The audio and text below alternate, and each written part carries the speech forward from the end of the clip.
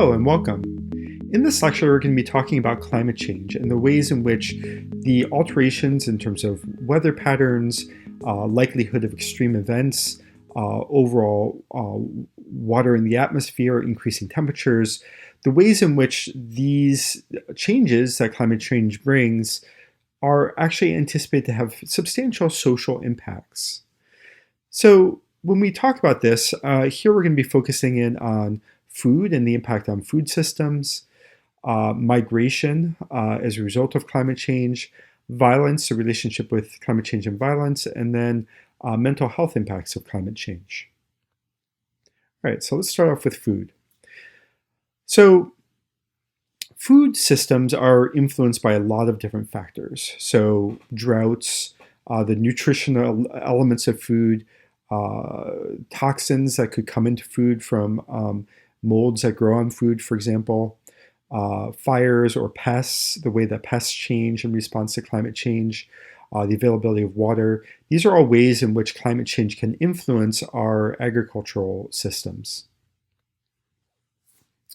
So we know that, generally speaking, when you have increasing temperatures, as we see with climate change, that a lot of main staple crops actually become less productive.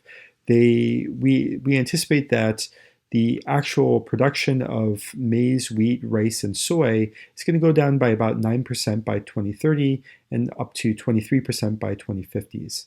So these are substantial differences in terms of productivity. Now, it's important to note that that productivity decrease is also happening at the same time that we're having population increases, globally speaking.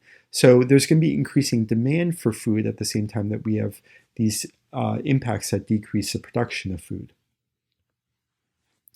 Now, what types of mechanisms can we expect to see occurring with climate change and food? So when we have increased temperatures, there's an increased number of pathogens that can influence how well crops grow. So it can influence things like pathogens themselves. It can influence things like weeds and insects and other fungal populations, and require greater pesticide use. So this is a substantial difference that we can see as a result of climate change. You can also, what we also see is that, as we'll talk about in a second, that increasing carbon dioxide levels and temperatures can actually decrease the nutritional content of food. Now, food that is produced in the context of rising temperatures also is at greater risk for being spoiled, right? So the preservation of food in that context becomes more important. And also, when we're talking about extreme events, climate events, it can interrupt food distribution, or it can interrupt the production of food itself, right? If you have your fields being flooded at the wrong time for the wrong crop, that can be disastrous for the production of food. So, as I mentioned, what we find is that with increasing temperatures and increasing carbon dioxide, that there's actually a substantial impact on the nutritional quality of food. So we see that this is in the first panel here for minerals. This is an average across 125 different species. And what we see on the whole across those species is that there's a substantial decrease, typically in the 8 to 16% decrease in important minerals that are necessary for human health. The only thing that increases is the carbon content of these foods, right? So we're seeing a substantial shift there. Now, you see that one of the things that drops the most is nitrogen, and that's really important because nitrogen is key to protein production. So we see here for 5 major staple foods that protein production at higher CO2 concentrations goes substantially down. So barley, rice, wheat, soybean, and potato all go down, and barley and potato going down substantially. So in terms of making sure that people have the nutrition they need, this is a concerning element, especially when we look at the overall decrease in productivity for food. Now, this is an issue in our region when we think about the Puget Sound. Again, remember that we anticipate that there's going to be decreased summer water flow, and that's due to the impact on our water reserves through our snowpack in the mountains. Now, this becomes incredibly important for eastern Washington, which is our primary agricultural center for the state. Um, and that area even more strongly relies on the flow of water during the summer. So we can anticipate that there will be real substantial impacts coming up in the coming years. And we've already seen some very serious droughts occurring. For example, the 2015 drought in Yakima Valley that resulted in about $773 million in agricultural losses. So really big impacts on communities in Washington state. Now, as we look forward, there's real concerns about the fact that if you look at anticipated soil moisture in 2095 compared to the 20th century average, that for much of the United States, we actually anticipate that soil will have less water in it. And so this will impact our capacity to grow foods in these regions. And it will also cause various types of stress that we'll talk about later, including migration, as agricultural communities have increasing challenges. Now, an example of these types of challenges are fires and smoke in eastern Russia. This caused a major disruption in food systems for Russia. And after these events, in terms of heat and drought and fires, world food prices actually reached a record high because Russia stopped grain exports, and therefore we saw these substantial increase in prices across the globe. And you see these peaks here in terms of food price spikes. Now, that might not register as being a particularly big problem on the face of it, but what you find is when you see these types of peaks in price, you actually have real challenges for communities that rely on food. So, on the food that's produced from Russia and other locations. So, when you have an increase in price like this, you start seeing violence. So this is the red lines indicate major food riots as a result of increasing food prices. And there's a lot of communities that are really reliant on this agricultural production, particularly urban settings, where people have need for food to come in from the farms and may or may not be getting it. And in many of these urban areas, if you think around the globe, these are very vulnerable populations because many communities don't have very substantial socioeconomic reserves or financial reserves to make it through. And when you have shortages of food, it's wealthy countries that tend to be more successful at buying up the food, and it becomes much more difficult to get the food you need in other locations. So these are real serious problems for global food supply, and something that we need to be thinking about going forward if we're going to think about how to create systems that are resilient in the face of climate change.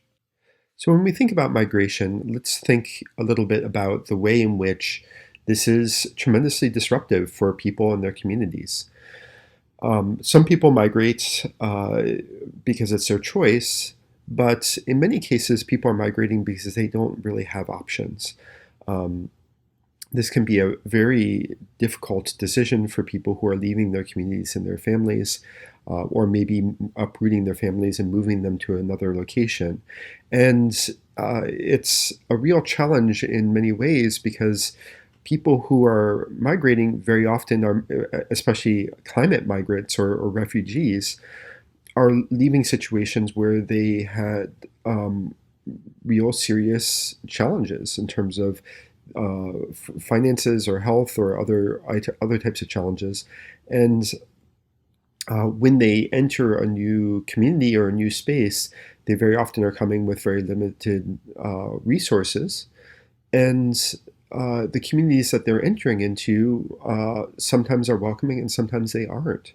So it puts migrants and refugees in real difficult situations. So when we think about health impacts of climate change, this is a very serious topic area to consider. Now, what's interesting is that in our current administration, actually, it's the military that is in many ways taking climate change the most seriously. And the Department of Defense, for example, issued a statement that climate change will likely lead to food and water shortages, pandemic disease, disputes over refugees and resources, and destruction by natural disasters in regions across the globe. And from a military perspective, they're concerned because this will cause social and political disruption and potentially strife. Now, I will note that this framing, the military and security type framing of migration is it's understandable, but there's also a way in which we really need to think about migration and these climate change impacts in a human rights perspective as opposed to a security perspective, because they lead to different answers to what to do about this, about addressing climate change. So when we're thinking about why people make the decision as to whether or not to migrate, there's multiple factors, and many of them are influenced by environmental change within a region. So there's these environmental drivers, climate change type issues, social drivers, education, family, political drivers like discrimination, persecution, freedom issues, demographic drivers like population size and density, disease prevalence, and economic drivers like opportunity and income and prices that influence this. And climate change can influence all of those different factors. Now, these are things that lead to decisions about whether or not to leave one's community and move to another location. And that decision is influenced by personal factors and household factors of various sorts, and also different types of obstacles and facilitators, political, technology, social networks, other things like that. And ultimately, people make a decision about whether they're going to migrate or stay where they currently are. So there's a lot of factors that play into this, and climate change is really something that pushes people increasingly to make the decision to move. Now, what types of things are influencing this decision? Well, there's overall themes that are related to climate change, things like decreasing crop productivity, shortages of water, rising sea level. These are all issues across the globe that are influencing people's decisions. And an example of this is the 1998 to 2012 drought in Eastern Mediterranean that was the worst ever measured in the region. So a really serious and long-term drought that had a huge human impact. And people were forced to really make a decision around how they're going to both feed their families and be safe in this really serious situation. And many people made the decision to migrate north into the EU. And we've all seen pictures of this, and we know the human cost of this migration in terms of the people who died along that route and the refugee camps and the impact that this has on many people and their families, and real struggles that people are facing. And the humanitarian crisis in terms of ensuring that people are protected in that motion. Now, getting back to the idea that these types of shifts can result in political conflict, is the fact that some people were welcomed in this transition, but there was also a lot of xenophobia within the EU around people who were coming in. And this is an example of an advertisement in Great Britain that was essentially using scare tactics to talk about the refugees coming in and saying that we need to control our borders and you need to vote for Brexit. And ultimately in the UK, people did vote for Brexit and have left the EU. So there is a way in which climate change is resulting in mass migration, which has has this impact on politics, and it's actually internationally it has a relationship to protectionist policies and increasingly militaristic policies. So this is something to consider as we think about migration going forward and the role of climate change. So there's a lot of different estimates in terms of migration and the likelihood that there will be increasing migration. And here is estimates from the World Bank suggesting that internal climate migrants, and so these are migrants within a country, are likely to increase by 2050. And the expectation that there will be 143 million internal climate refugees and migrants from that time across three different regions: Sub-Saharan Africa, about 86 million, South Asia, 40 million, and Latin America, about 17 million. And this is due to their vulnerability to different types of climatic impacts, which we've talked about before.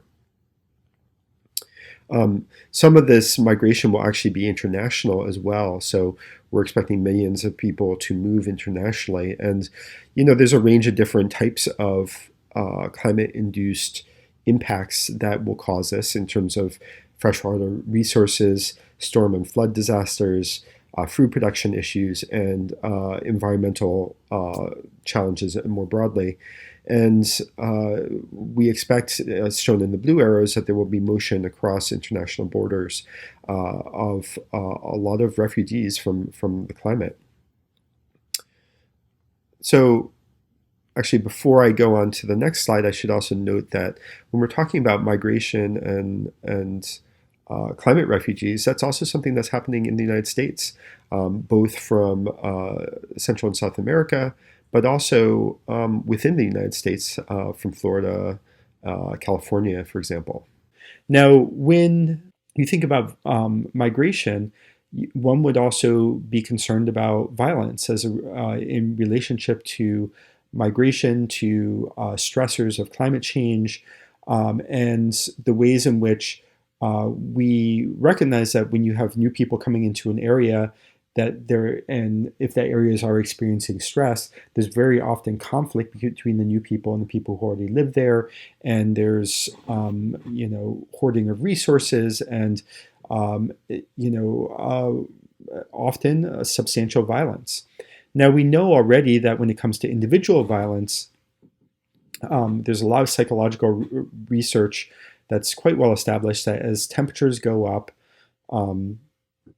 people are more likely to commit crimes, they're more likely to be violent, and there's real substantial impacts here. Now, when we think more in terms of collective violence, like warfare or broad-spread violence in groups of people, historically, there's been a lot of examples where climate change in certain areas has been linked to violence and social disruption, and many civilizations have failed because of ecosystem degradation or climate change in those regions. So we know that from historical record. But in terms of more recent research, there's a meta-analysis that was done that looked at collective violence. And basically what they find is that for one standard deviation of difference from normal rainfall or temperatures increases conflict by about 14% on average. And in some areas, that violence actually increased by about 50%. So, the point here is that climate change can have a huge impact on the risk from violence to individuals. And of course, one example of this is Syria, where we know that climate-related drought brought a lot of people into urban areas, a lot of young people who couldn't get jobs and couldn't support themselves, and there wasn't food available, and this led to social disruption, which led to substantial loss of life and then ongoing war.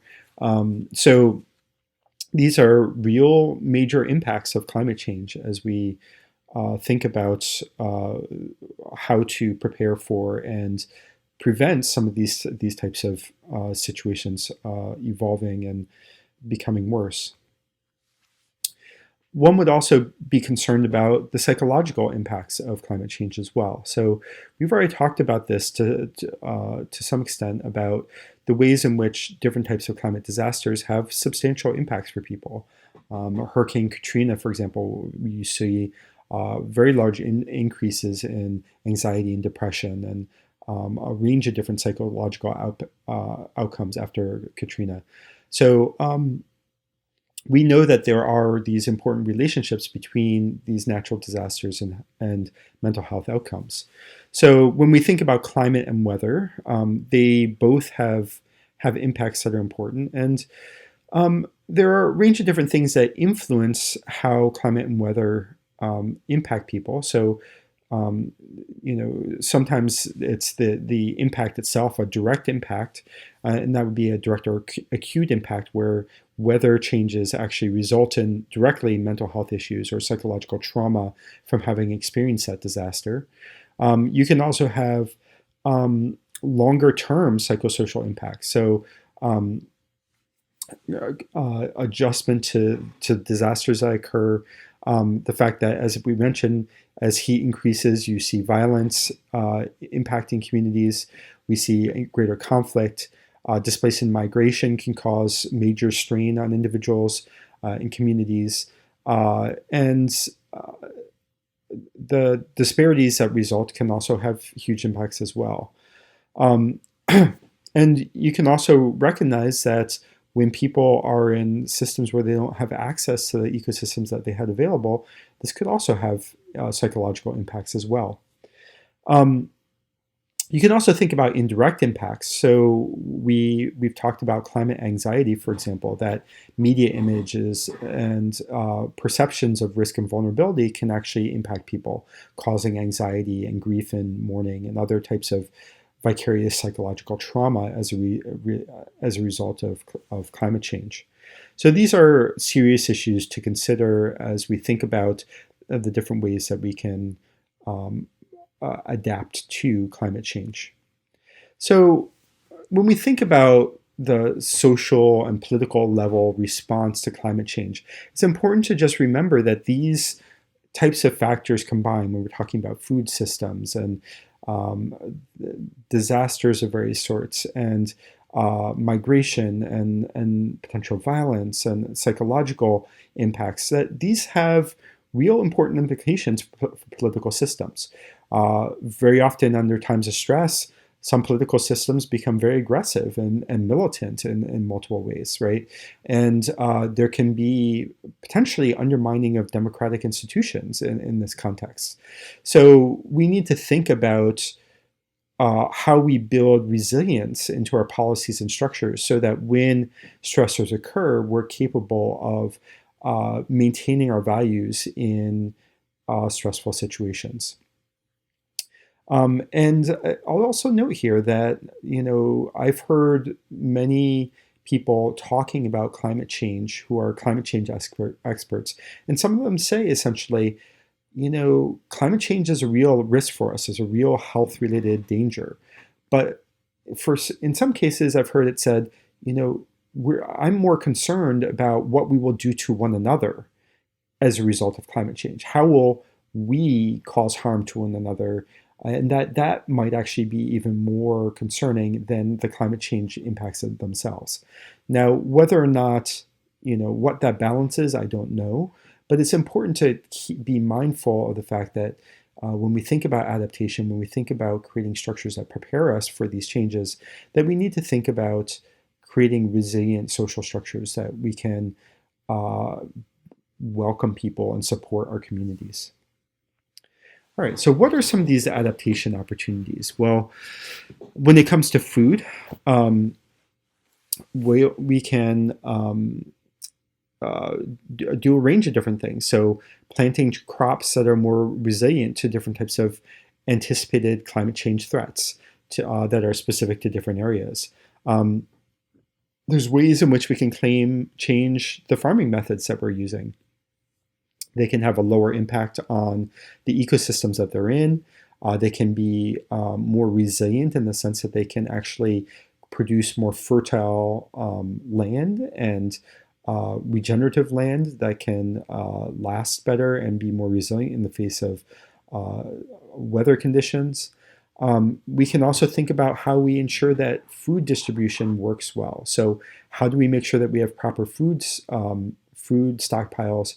How do we make sure that we're not wasting food? So, a lot of food goes into these stockpiles and actually never gets eaten and just deteriorates, right? So, there's a huge amount of food waste that occurs.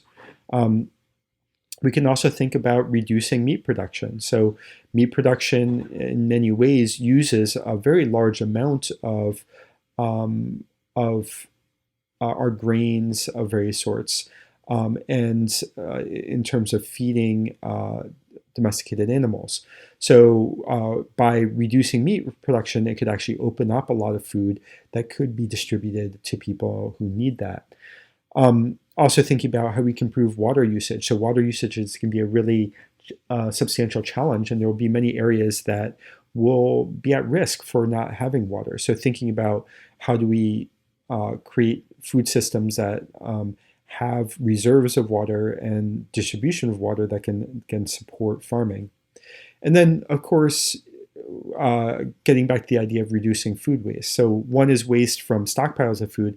The other is the fact that a lot of people buy food and actually just end up throwing it away because it gets moldy or isn't get used.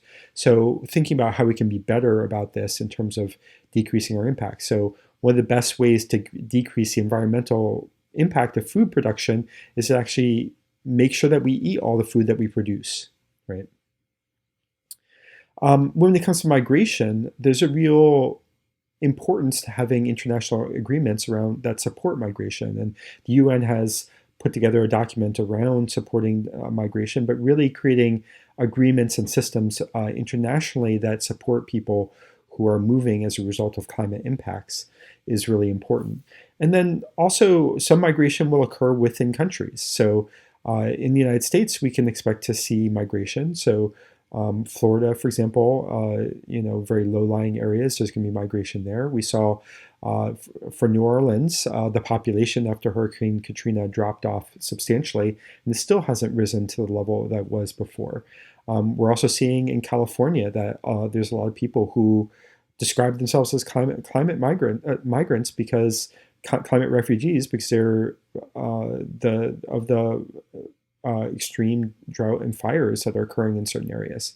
So within countries, we could also think about how we can support people as they move. Um, Now, ideally, we would want to actually also create supports that make migration unnecessary. So most people don't want to move from where they are. They want to live where they are happy and have their communities and friends. So what can we do to help support people in staying where they are so they don't have to move? And that can be a real important way of supporting people and ensuring that they have a livelihood and they can continue to work the land that hopefully they own or other things like that. So what can we put in place to make that happen? And then there's an element in which some migration may not be avoidable. There are certain countries that are going underwater, island countries, for example. People have to move. So in order to actually adapt to climate change, they actually have to move somewhere else. And we internationally need to think about uh, the ways in which we can view migration as a positive adaptive strategy to risks that people are facing. When it comes to violence, there's a great need for more research on how this works and how we can prevent it. But generally speaking, there are things that we know work for preventing violence. One is the fact that when you have high socioeconomic inequality, that creates situations that are more likely prone to violence, right? When you have situations where there's violations of human rights, there's more likely to have to be violent solutions to problems. And we can also do work to improve our tools for diplomacy and ways of pursuing peace within communities and negotiate that peace between communities in conflict. When it comes to mental health, it's really important that we have mental health professionals that are trained to think about climate and climate-related risks. So one thing that we can do in terms of helping people is adaptation. So what things can we put in place that decrease people's mental health risks? And in some ways, adaptation itself, actually doing something proactive, can help with mental health risks as well. We can also think about how we can build and support communities so that they're resilient. So some communities are much more vulnerable, and how can we support them in responding to this? Now, it's also important when we think about mental health is that some people are at higher risk for mental health impacts, particularly people who already have mental health challenges are at higher risk. And then other groups that are marginalized are at higher risk for mental health impacts. So, so thinking about finding communities that might be more substantially impacted can be important for directing resources to people who most need it. And then another thing when we think about natural disasters is the idea that we could actually have rapid response mental health services. So recognizing that when something like Hurricane Katrina occurs, that we have people who can come in and support people in response to this, that we have a mental health services that are prepared to deal with and respond to these challenges. All right, so that's a rundown on some of the ways in which climate change is likely to affect social systems. Now, we've talked about the different range of ways that heat and water impacts or spread of diseases might influence things. But there's also the sort of food systems, the migration, the psychological impact that come together to really help us to think a little bit about what types of social disruption might we expect, and what can we do to sort of plan for that and create systems that are resilient and supportive of our communities so that we can weather those storms and succeed in these challenging circumstances. All right, so those are just some thoughts for you. I hope that they were interesting. So that's about it. Take care and be well.